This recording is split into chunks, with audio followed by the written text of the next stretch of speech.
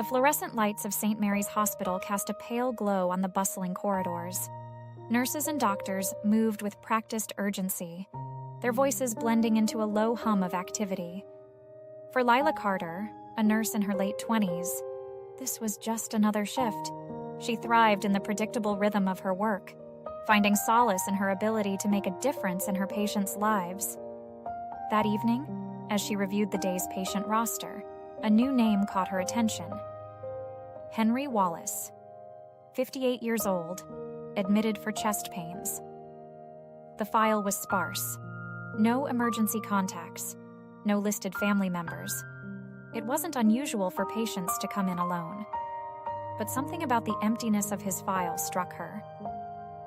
When Lila entered room 214, she found Henry sitting by the window, the hospital gown hanging loosely on his lean frame. He was staring out at the city skyline, the rain creating streaks on the glass that mirrored the lines of exhaustion etched into his face. He didn't turn when she walked in. "Good evening, Mr. Wallace?" Lila greeted, her tone warm but professional. He finally glanced over his shoulder, his eyes a piercing shade of blue that held an unmistakable sadness. "Henry," he corrected, his voice low and gravelly. "No need for formalities." Lila stepped closer, her footsteps soft against the tile floor. "All right, Henry. I'm Lila, your nurse tonight. I'm here to check on you and make sure you're comfortable." He nodded faintly, but didn't say anything, his gaze returning to the window. Lila began her routine, checking his vitals and reviewing his chart. As she worked, she noticed small details: a scar on his hand, a frayed bracelet around his wrist, and the way his fingers tapped lightly against the bed frame, as if trying to fill the silence. "You've had a rough day, haven't you?" Lila asked gently, hoping to draw him out. Henry let out a dry chuckle, though it lacked any real humor. "You could say that. Do you have anyone I can call for you? A family member or friend?" she ventured. He shook his head. "There's no one," he said simply, his tone flat. Lila hesitated, her instincts urging her to dig deeper, but she knew better than to push too hard. "Well, you've got me for now," she said with a small smile. "And I'm a pretty good listener if you ever feel like talking." Henry didn't respond, but the faint softening of his expression told her that her words hadn't gone unheard. As Lila left his room and walked back to the nurse's station, she couldn't shake the image of Henry sitting alone by the window. Something about him felt heavy, as though he were carrying more than just the burden of his physical ailment. Over the years, Lila had cared for many patients who were alone, but Henry's loneliness felt different, profound, almost palpable. She glanced at his file again, hoping to find a clue that might explain the emptiness surrounding him. But there was nothing, just a series of medical notes and a vague mention of prior hospital visits. "Another tough one?" her colleague Mara asked, noticing the thoughtful look on Lila's face. "Something like that," Lila replied. "He just seems so lost." Mara shrugged. "Sometimes people don't want to be found. All we can do is make them comfortable." Lila nodded, but her gut told her there was more to Henry's story, and she couldn't ignore the nagging feeling that he needed more than just comfort. He needed someone to care. The next evening, as Lila returned for her shift, she made a point to check on Henry first. She found him in the same position, sitting by the window as if glued there. The tray of untouched food on his bedside table told her he hadn't eaten. "Still raining out there?" she asked, pulling up a chair beside his bed. "Looks like it," Henry replied, his tone distant. Lila leaned forward slightly, trying to catch his eye. "You know, you'll heal faster if you eat something," she said, gesturing to the tray. Henry finally looked at her, a flicker of annoyance in his gaze. "I'm not hungry." "Fair enough," Lila said, unfazed. "But humor me. What's your favorite meal? If you could eat anything right now, What would it be? Henry's lips twitched, as if fighting a smile. Lasagna, he said after a pause. But not the kind they serve here. Noted, Lila said with a grin. I'll see what I can do. That small exchange marked the beginning of a shift in their interactions. Over the next few days, Lila made it a point to spend a few extra minutes with Henry during each check-in. She brought him crossword puzzles from the break room, extra blankets when the nights grew cold, and even smuggled in a slice of lasagna from the cafeteria. You're persistent. I'll give you that, Henry said one evening, though there was a hint of warmth in his voice. It's part of the job, Lila replied lightly, but I'm glad you noticed. Henry's gaze softened, and for the first time, Lila saw a glimmer of something beneath his sadness. A flicker of gratitude, perhaps even hope. On her fourth night with Henry, as she adjusted his IV line, he surprised her with a question. Why do you do this? Do what? Lila asked, glancing up. Care, he said simply. For people you don't even know. Lila paused, considering her answer. Because everyone deserves someone to care about them, she said honestly. And because sometimes, a little kindness can make all the difference. Henry nodded slowly, his expression unreadable. You're a rare one. Lila. She smiled, but his words stayed with her long after she left his room. For the first time, she felt as though she was beginning to understand him, not fully, but enough to know that his loneliness ran deeper than she had imagined. As Lila clocked out that night, her thoughts remained on Henry. What had led him to this place? So isolated and burdened. And why did he seem so resigned to his loneliness? She resolved to find out, not out of curiosity, but because she genuinely wanted to help. Little did she know, the answers she sought would change everything and leave her questioning the very nature of compassion and forgiveness. The next morning, Lila started her shift with a stop by Henry's room. She found him awake, sitting upright for a change, and flipping absent-mindedly through a hospital brochure. His breakfast tray was untouched. Good morning, Henry, Lila said brightly, placing a fresh blanket on the chair beside his bed. I see you're an early riser. He glanced up, his lips quirking in what might have been an attempt at a smile. Old habits die hard, he said. Not much else to do these days. Well, if you're up for it, I brought you something. She held up a slim book, an anthology of jazz history she had grabbed from the hospital's small library. Thought this might be up your alley. Henry hesitated before reaching for the book. His fingers brushed hers briefly, and for a moment, his expression softened. You remembered, he said, referring to their earlier conversation about his love for jazz. Of course, Lila replied, pulling up a chair. So, who's your favorite artist? He chuckled, a sound that was more breath than voice. Duke Ellington. Nobody could play like him. For the next few minutes, they talked about music, Lila asking questions and Henry slowly opening up, his words revealing glimpses of a man who had once been vibrant and passionate. By the time she left, the book was open on his lap, his attention fully absorbed. That afternoon, as Lila made her rounds, she noticed something unusual. Henry's breakfast tray was empty. She paused at his door, peeking inside to find him thumbing through the book she'd brought, a rare look of contentment on his face. Well, she teased, stepping inside. Either you've developed an appetite, or the food here isn't as bad as you've been claiming. Henry looked up, a faint twinkle in his eye. Don't push your luck. Lila laughed, but inwardly, she felt a swell of satisfaction. This small change, this tiny spark of engagement, felt like a victory. As the days passed, Henry began to speak more freely during their conversations. He shared stories of his youth, painting vivid pictures of smoky jazz clubs and late-night jam sessions with friends. He talked about his work as a carpenter, his pride evident as he described the intricate designs he had crafted over the years.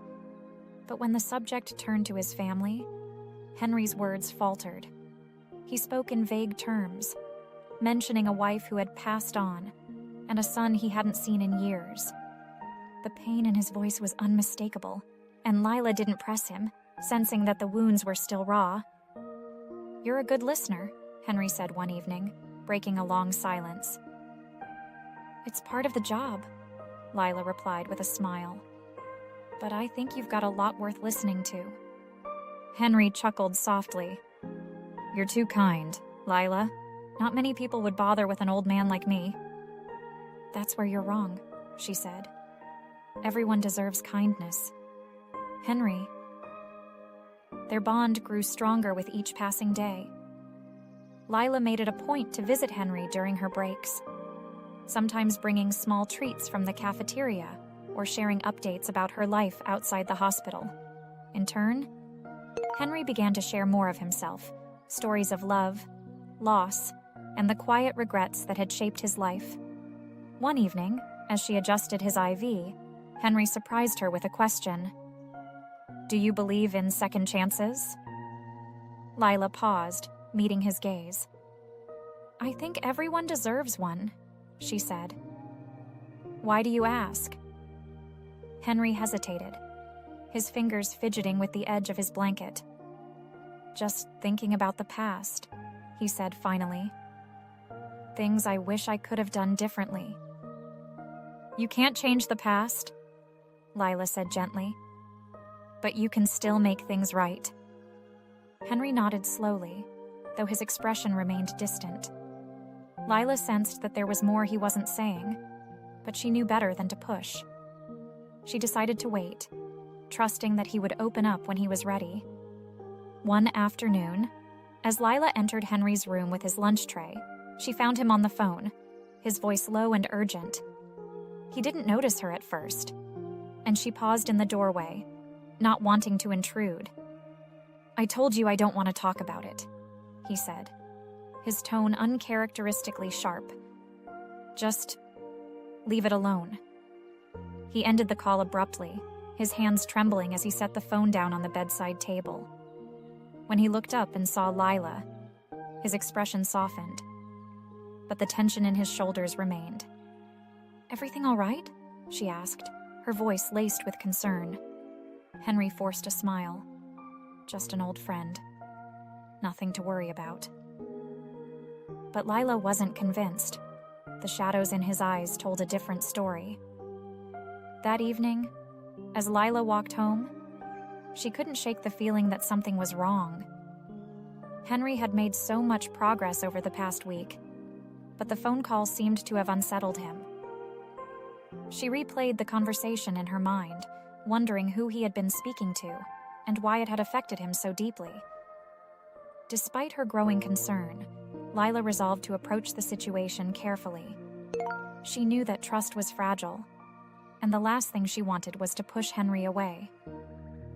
But as she prepared for her next shift, she couldn't help but feel that she was on the brink of uncovering something significant, something that would change the way she saw him forever. The next day, as Lila arrived at the hospital for her shift, she noticed a man lingering near the main entrance. He was in his late 30s, dressed sharply in a tailored suit, but his impatient pacing and frequent glances at the hospital doors gave him away as someone not entirely at ease.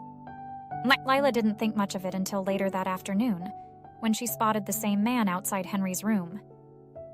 He stood by the door, hesitant, as if unsure whether to knock. Curious. Lila approached him. "Can I help you?" she asked, keeping her tone polite but cautious. "I'm here to see Henry Wallace," the man replied. His voice was calm, but there was an undercurrent of tension. "Is he awake?" Lila hesitated. "Are you family?" The man's jaw tightened. "I'm a friend," he said, though his hesitation suggested otherwise. Lila wasn't convinced, but she nodded. Let me check with him first. When Lila stepped into Henry's room and mentioned the visitor, his face went pale. The color drained from his cheeks, and his hands clenched the edges of the blanket. Tell him to leave, Henry said quickly, his voice trembling. I don't want to see him. Henry, are you sure? He said he's a friend. He's not. Henry snapped, though the fear in his eyes overshadowed his anger. Just, please, tell him to go. Lila nodded, her concern deepening. She returned to the man in the hallway and relayed Henry's message. The man didn't seem surprised. Instead, he sighed heavily, as though he'd expected this outcome. Tell him I'll be back, he said before turning and walking away. Later that evening, Lila sat by Henry's bedside, her curiosity burning. Henry, who was that man? She asked gently. He seemed determined to see you. Henry didn't respond at first, staring at the ceiling as if hoping the question would disappear. Finally, he spoke, his voice low and strained. That man. His name is Marcus. He's my son. Lila's breath caught. Your son? Henry nodded, his eyes clouded with emotion. We haven't spoken in years. Not since everything fell apart. What happened? Lila asked softly, her heart aching at the pain in his voice. Henry hesitated, then exhaled heavily. I wasn't a good father, he admitted. Not when it mattered most. After his mother died, I threw myself into work. I thought I was doing the right thing, providing for him, but I wasn't there for him when he needed me, and by the time I realized that, it was too late. Henry's confession was raw, each word weighted with years of guilt. He told Lila how Marcus had grown resentful, feeling abandoned and unloved. Their relationship had deteriorated over time, culminating in a heated argument that ended with Marcus walking out and never coming back. I tried to reach out, Henry said, his voice breaking. I called, I wrote letters, but he never responded. I don't blame him. I failed him. Lila placed a hand on his arm, her heart heavy with empathy. Henry, it sounds like you tried, and he came here today. That has to mean something. Henry shook his head. It doesn't change what I did. Some wounds don't heal. That night, Lila couldn't stop thinking about Henry's story. She thought of the man she had seen outside his room, the way he had looked. Not angry, but conflicted. There was more to this story than Henry was willing to admit, and Lila felt a growing need to help. The next morning, during her break, she searched the hospital records and found Marcus's contact information. After some hesitation, she dialed his number. The phone rang several times before he answered. Hello? Hi. Mr. Wallace. Lila began, her voice steady. My name is Lila Carter. I'm a nurse at St. Mary's Hospital. I'm calling about your father. There was a long pause on the other end of the line. What about him? He's not doing well, Lila said carefully.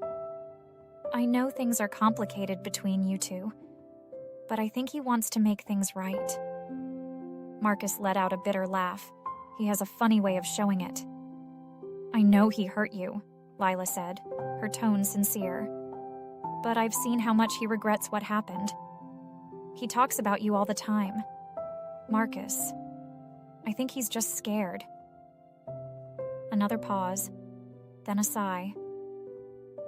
I'll think about it, Marcus said before hanging up. That evening, Lila didn't mention the phone call to Henry, not wanting to get his hopes up, but she couldn't help feeling optimistic. Marcus hadn't rejected the idea outright, and that alone felt like progress. When she entered Henry's room, she found him sitting by the window, the jazz book open on his lap. He looked up as she approached, his expression softening. "Thanks for not pushing earlier," he said. "About Marcus." "You're welcome," Lila replied, pulling up a chair. "But for what it's worth, I think you should give him a chance. He came all the way here. Henry, that means something." Henry didn't respond, but the thoughtful look in his eyes suggested her words had struck a chord. As the night wore on, Lila couldn't shake the feeling that the situation was reaching a turning point. The strained relationship between Henry and Marcus was like a fragile thread, one that could either mend or break completely. She hoped with all her heart that it would be the former.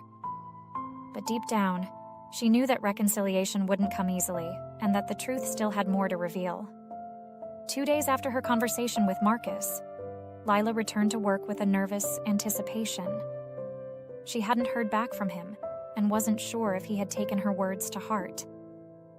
Henry, meanwhile, seemed quieter than usual, retreating further into himself. The thought of Marcus's absence weighed on him, even if he refused to admit it. Later that afternoon, as Lila prepared Henry's medication, she heard a knock at the door.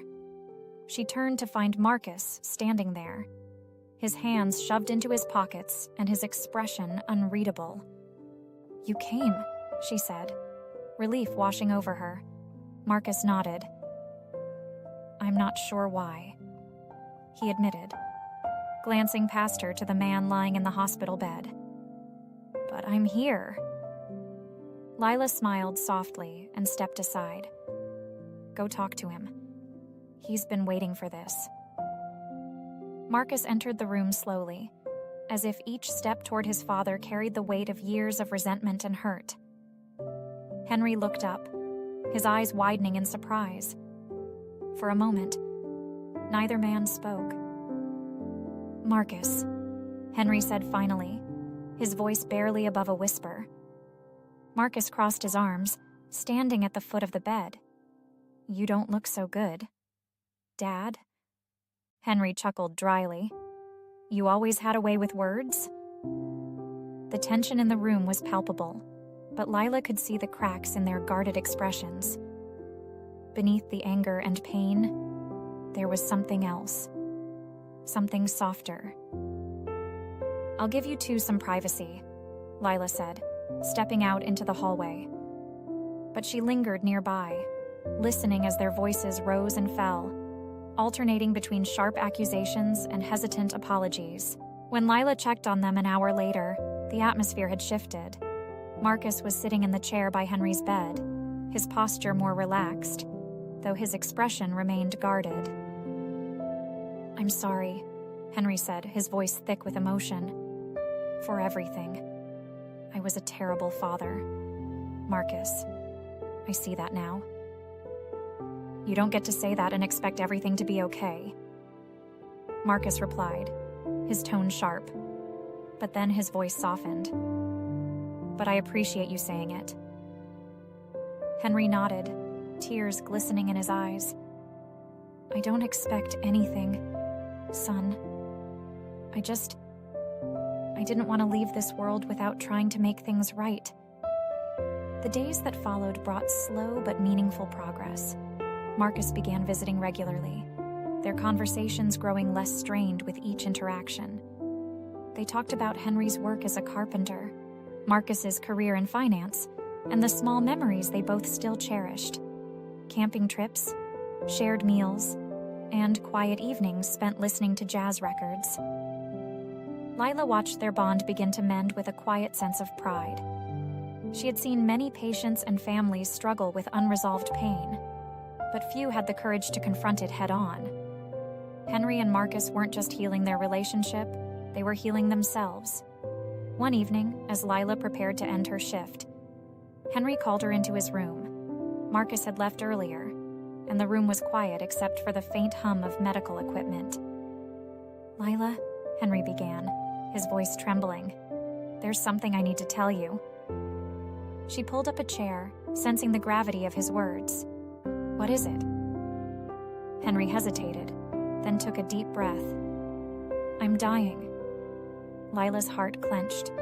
"Henry, I didn't want to say anything before," he continued, his voice breaking. "I didn't want Marcus to feel like he had to come back out of pity. But the truth is, I don't have much time left." Tears welled in Lila's eyes, but she reached out and took his hand. "You've done something incredible, Henry," she said. "You've given him a chance to know the man you are now. That's a gift." Henry nodded, his expression a mixture of sadness and gratitude. "I just hope it's enough." The next day, Lila found Marcus waiting outside Henry's room, his expression troubled. "He told me," Marcus said, his voice tight, "about his condition." "I'm so sorry," Lila said, her heart aching for both of them. Marcus shook his head, his eyes brimming with tears. "I wasted so much time being angry. And now there's barely any time left." "There's still time to make memories," Lila said softly. "That's what matters."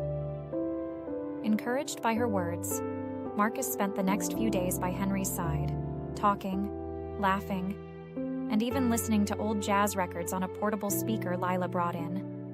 They shared stories they hadn't told in years, finding comfort in the moments they had left. One quiet evening, as the sun set outside the hospital window, Henry turned to Marcus. "I want you to know how proud I am of you," he said, his voice steady despite his frailty. "I don't say it enough, maybe I never did, but I've always been proud." Marcus nodded, his throat tight. "I know, Dad, and I'm proud of you too." Henry smiled faintly, his eyes closing as he drifted off to sleep. Marcus stayed by his side, holding his hand, as the last rays of sunlight faded into twilight. The hospital room grew quieter as Henry's condition declined.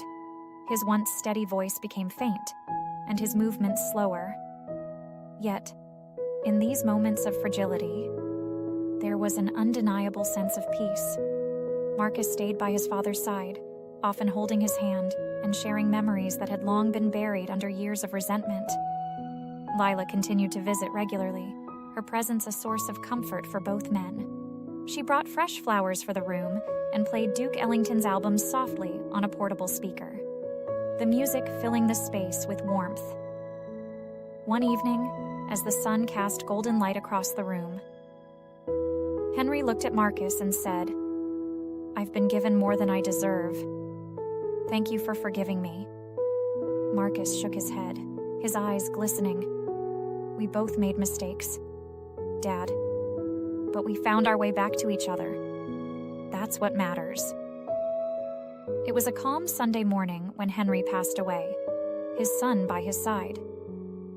Lila arrived just moments later, the air in the room heavy with the stillness of finality. Marcus stood by the window, his shoulders slumped but his expression soft. "He went peacefully," Marcus said, his voice steady despite the tears streaming down his face. "He was ready." Lila placed a comforting hand on his shoulder. "He was proud of you, Marcus, more than you'll ever know." Marcus nodded, taking a deep breath. "He told me, and I'll carry that with me." In the days following Henry's passing, Marcus made arrangements for his father's funeral. He invited Lila, thanking her for everything she had done, not just for Henry, but for him as well. "You gave us something we didn't think we'd ever have," Marcus said during a quiet moment at the funeral, "a second chance." "It wasn't just me," Lila replied, her voice filled with emotion. "You both found the courage to face the past and move forward. That's not easy." As the service concluded, Marcus approached Lila once more. "I'd like to stay in touch," he said. "I want to keep that connection alive, not just with my father's memory, but with the people who mattered to him." Lila smiled. "I'd like that too." Weeks turned into months, and life at St. Mary's Hospital returned to its usual rhythm.